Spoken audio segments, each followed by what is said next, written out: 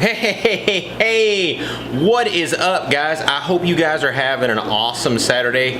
I've spent the majority of mine in the fish room today, and it has been awesome. Well, except for one thing. I had two sprinkler heads that were broken.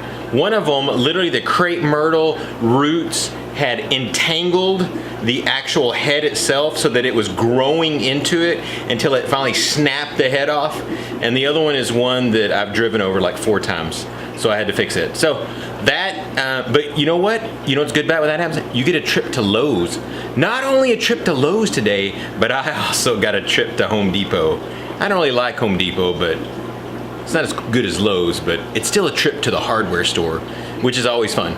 So what is going on today? With all these projects going on, I also got to go to my local fish store. Well, I say local fish store. I'm not sure when I say local what you guys think of local. So I live in the Dallas-Fort Worth area, which is like, Plano is like an hour and a half, but it's still considered to be in the area. But my local fish store is in like Hurst, Euless, Bedford area, close to DFW Airport. That might help some of you. It's called Texas Aquatics.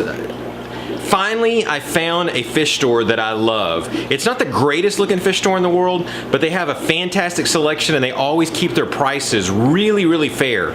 So I try to support them as much as I can. In fact, I talked to him today about letting me special order stuff. I'd like to be able to not order on Aquabid hardly at all. I'd much rather give my money to him to help him to stay in business, as I would suggest the same thing to you guys.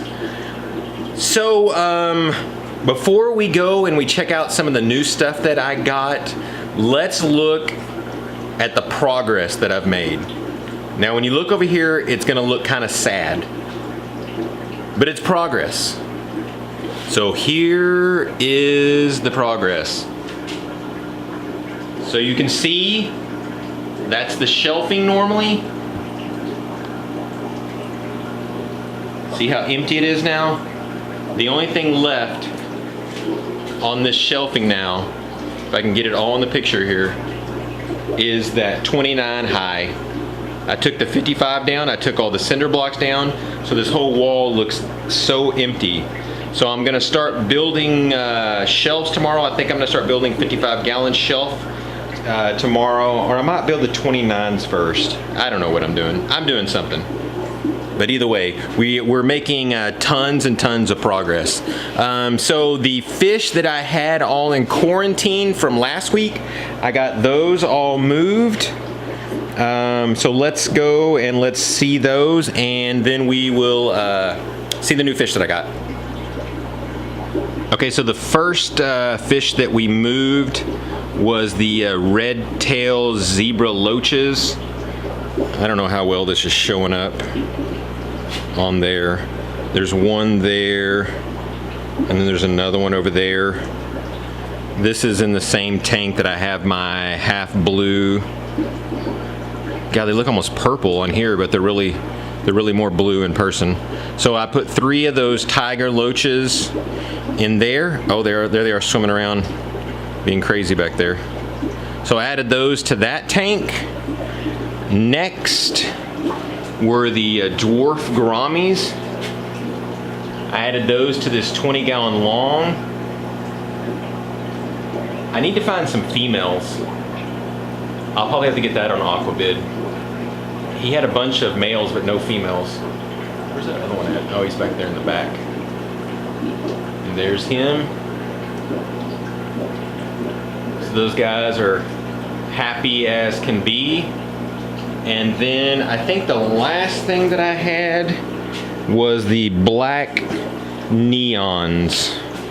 So the black neons I ended up leaving in this tank right here. I think I'm gonna take my black neons and my regular neons whenever I get the 55 set up, and I'm gonna put them all in there and probably get maybe like 20 or something of each. Okay, so that is where the fish that I bought last week have been moved to. So let's take a look at what I got today.